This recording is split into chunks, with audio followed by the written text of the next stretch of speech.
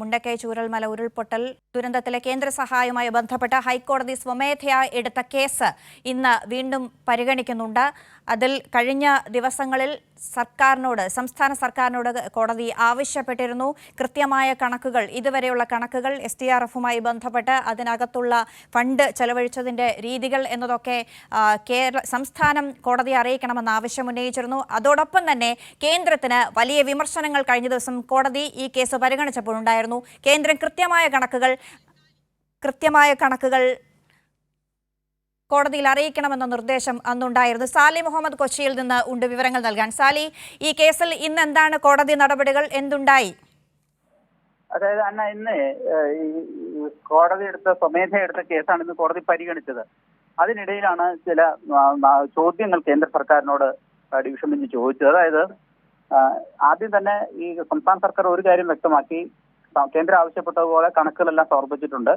കേന്ദ്ര ആഭ്യന്തര സെക്രട്ടറിക്ക് ഔദ്യോഗികമായി കത്തയച്ചിട്ടുണ്ട് ഇതിന്റെ കണക്കുകൾ സൂചിപ്പിച്ചുകൊണ്ട് എന്നുള്ള കാര്യമൊക്കെ വ്യക്തമാക്കി. അപ്പൊ കേന്ദ്ര സർക്കാർ പറഞ്ഞത് അത് ഔദ്യോഗികമായി ലഭിച്ചിട്ടില്ല എന്ന് പറയുകയും ചെയ്തു. പക്ഷേ അതിനേക്കാൾ പ്രധാനപ്പെട്ട ഒരു പ്രശ്നം, ഈ രക്ഷാപ്രവർത്തനത്തിന് ഹെലികോപ്റ്റർ വാടകയും മറ്റും ചോദിച്ച് കഴിഞ്ഞ ദിവസം സംസ്ഥാന സർക്കാരിന് കേന്ദ്ര ആഭ്യന്തര വകുപ്പ് കത്തയച്ചിരുന്നു. അത് കോടതിയുടെ ശ്രദ്ധയിൽപ്പെട്ടു. അപ്പൊ കോടതി അതിരൂക്ഷമായ വിമർശനമാണ് കേന്ദ്ര സർക്കാരിനെതിരെ നടത്തിയത്. രക്ഷാപ്രവർത്തനത്തിന് ഇപ്പോൾ വാടക ചോദിച്ചത് എന്തിനാണ് എന്നാണ് കോടതിയുടെ ചോദ്യം. 2017-18 നടന്ന എയർലിഫ്റ്റിംഗിന്റെയും മറ്റും ചാർജ് ആണല്ലോ ഇപ്പോൾ ചോദിച്ചത്. അത് എന്തുകൊണ്ടാണ് ഇപ്പോൾ ചോദിക്കാൻ കാര്യം? കാരണം സംസ്ഥാന സർക്കാർ ഒരു ദുരന്തത്തിന്റെ മുഖത്ത് നിൽക്കുന്നു. അവിടെ നിൽക്കുമ്പോൾ അവർ കേന്ദ്രത്തോട് സഹായം അഭ്യർത്ഥിച്ചുകൊണ്ടിരിക്കുമ്പോൾ തിരിച്ച് അവരോട് പണം ചോദിക്കുന്നത് എന്തുകൊണ്ടാണ് എന്ന ചോദ്യമാണ് കോടതി ഉന്നയിച്ചത്. ഡിവിഷൻ ബെഞ്ച് പറഞ്ഞത് ഈ നടപടി അത്ഭുതപ്പെടുത്തുന്നതാണ് എന്നതാണ്. കടുത്ത വിമർശനമാണ് കേന്ദ്ര സർക്കാരിനെതിരെ ഇക്കാര്യത്തിൽ ഉയർന്നു വന്നു. അപ്പൊ ആഭ്യന്തര വകുപ്പിനോട് വിശദീകരണം ആവശ്യപ്പെടുകയും ചെയ്തിട്ടുണ്ട്. അത് അക്കാര്യത്തിൽ നിലപാട് അറിയിക്കാം എന്ന് ആഭ്യന്തര സെക്രട്ടറിക്ക് വേണ്ടി ഹാജരായ സർക്കാർ അഭിഭാഷകൻ കോടതിയെ ബോധ്യപ്പെടുത്തുകയും ചെയ്തു. അപ്പൊ ഏറ്റവും പ്രധാനപ്പെട്ട കാര്യം, ഈ 132 കോടി രൂപ ഇപ്പോൾ കേന്ദ്ര സർക്കാർ സംസ്ഥാനത്തോട് ആവശ്യപ്പെട്ടിരിക്കുന്നു എന്ന വിവരമാണ് ഇപ്പോൾ കോടതിക്ക് മനസ്സിലാകുന്നത്.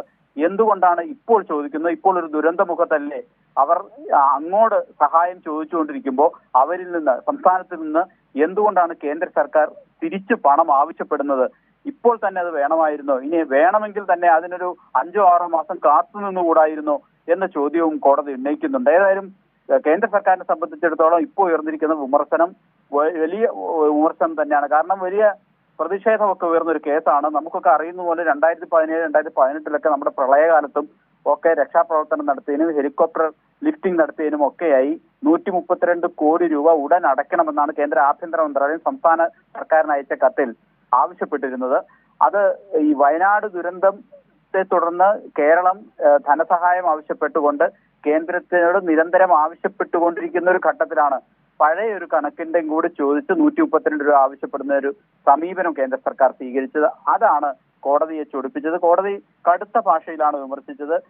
കേന്ദ്ര സർക്കാരിന്റെ നടപടി അത്ഭുതപ്പെടുത്തുന്നു എന്നാണ് ജസ്റ്റിസ് ജയശങ്കരൻ നമ്പ്യാർ പറഞ്ഞത്. അതായത് ഒരു കാരണവശാലും അംഗീകരിക്കാനാവാത്ത ഒരു നടപടി എന്ന് തന്നെയാണ് കോടതി ഇതിനെ വിലയിരുത്തുന്നത് എന്നുള്ളതാണ് നമ്മൾ മനസ്സിലാക്കുന്നത്. ഏതായാലും മുൻപ് കോവിഡ് കാലത്ത് തന്ന പണത്തിന് കണക്ക് ചോദിച്ച് തിരിച്ചു വാങ്ങിയ ഒരു ചരിത്രമുണ്ട് കേന്ദ്ര സർക്കാരിന്. ഇത്തവണ 3 മാസം വൈകിപ്പോയി ആവശ്യങ്ങൾ അറിയിക്കാൻ സംസ്ഥാനം, അതുകൊണ്ടാണ് ഈ പണം നൽകാത്തത്, കേന്ദ്ര സഹായം നൽകാത്തത് എന്ന വിശദീകരണമൊക്കെയാണ് അമിത്ഷാ കഴിഞ്ഞ ദിവസം പാർലമെന്റിൽ ഉന്നയിച്ചത്. പക്ഷേ ഇപ്പോൾ ഇത്രയും ദുരന്തം അനുഭവിച്ചുകൊണ്ടിരിക്കുന്ന ഒരു സമയത്ത് അതിനെ സംസ്ഥാനം ഒറ്റയ്ക്ക് നേരിട്ടുകൊണ്ടിരിക്കുന്ന ഒരു ഘട്ടത്തിൽ മറ്റ് സംസ്ഥാനങ്ങൾക്ക്, തമിഴ്നാട് അടക്കമുള്ള സംസ്ഥാനങ്ങൾക്ക് വലിയ തുക അവരുടെ ദുരന്ത കൈകാര്യം ചെയ്യുന്നതിന് വേണ്ടി, അതിനെ പരിഹരിക്കുന്നതിന് വേണ്ടി വലിയ തുക കേന്ദ്രം കൊടുക്കുന്ന സമയത്ത് കേരളം നേരിടുന്ന ഈ വിവേചനം കോടതിക്ക് കൂടി ബോധ്യപ്പെടുന്നു എന്നല്ലേ? തീർച്ചയായും കേന്ദ്ര സർക്കാരിനോട് കോടതി നിരന്തരം ചോദിച്ചതും അത് തന്നെയാണ്. കോടതിയുടെ കമന്റ് അതിൽ വ്യക്തമാണ്. ഈ നടപടി കോടതിയെ അത്ഭുതപ്പെടുത്തി എന്നുള്ളതാണ്. അതായത് വർഷങ്ങൾക്ക് മുമ്പുണ്ടായ ഒരു ദുരന്തം, ആ ദുരന്തത്തിന് ഇപ്പോൾ പണം ചോദിക്കുന്നു. ഇപ്പോൾ എന്നുള്ളതിന് ഒരു പ്രത്യേക സാഹചര്യം കൂടിയുണ്ട്. സംസ്ഥാനം വലിയ തോതിൽ സാമ്പത്തിക സഹായം കേന്ദ്രത്തോട് ആവശ്യപ്പെട്ടുകൊണ്ടിരിക്കുന്ന ഒരു സാഹചര്യം കൂടിയാണ്. ഒരു ദുരന്ത മുഖത്ത് ഒരു സംസ്ഥാനം നിൽക്കുന്നു. കേന്ദ്ര സർക്കാരിനോട് ആ സംസ്ഥാനം നിരന്തരം ധനസഹായവും പണവും ആവശ്യപ്പെട്ടുകൊണ്ടിരിക്കുന്നു.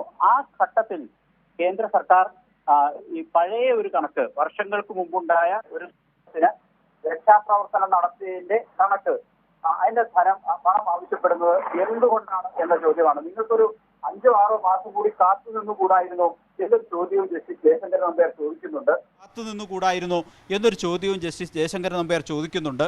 ഏതായാലും വലിയ വിമർശനം തന്നെ ഈ കാര്യത്തിൽ കേന്ദ്ര സർക്കാരിന് നേരിടേണ്ടി വന്നു എന്നുള്ളതാണ് അതിൽ ഏറ്റവും പ്രധാനപ്പെട്ട കാര്യം. സംസ്ഥാന സർക്കാർ വേറെ ചില കാര്യങ്ങൾ കൂടി പറഞ്ഞു.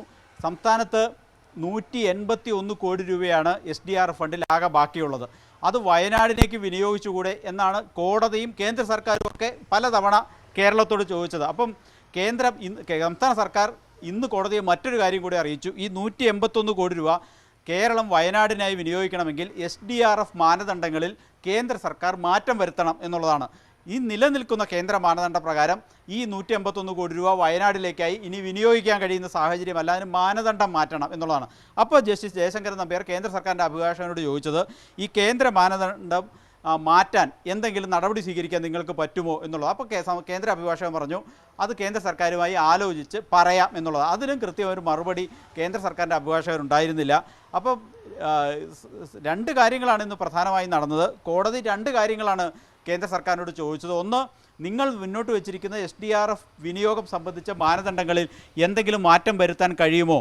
ഇപ്പോഴത്തെ സാഹചര്യത്തിൽ കേരളം മുന്നോട്ട് വയ്ക്കുന്ന പ്രതിസന്ധികൾ ഇതാണ്. നിങ്ങളുടെ മാനദണ്ഡം തന്നെയാണ് വയനാടിൽ ആ പണം വിനിയോഗിക്കാൻ തടസ്സം. അതുകൊണ്ട് എന്തെങ്കിലും മാറ്റം വരുത്താൻ കേന്ദ്ര സർക്കാരിന് കഴിയുമോ എന്നുള്ളതാണ് കേന്ദ്ര സർക്കാരിനോട് ഒന്നാമതായി ചോദിച്ചത്. മറ്റത് അതിനേക്കാൾ പ്രധാനപ്പെട്ടതാണ്.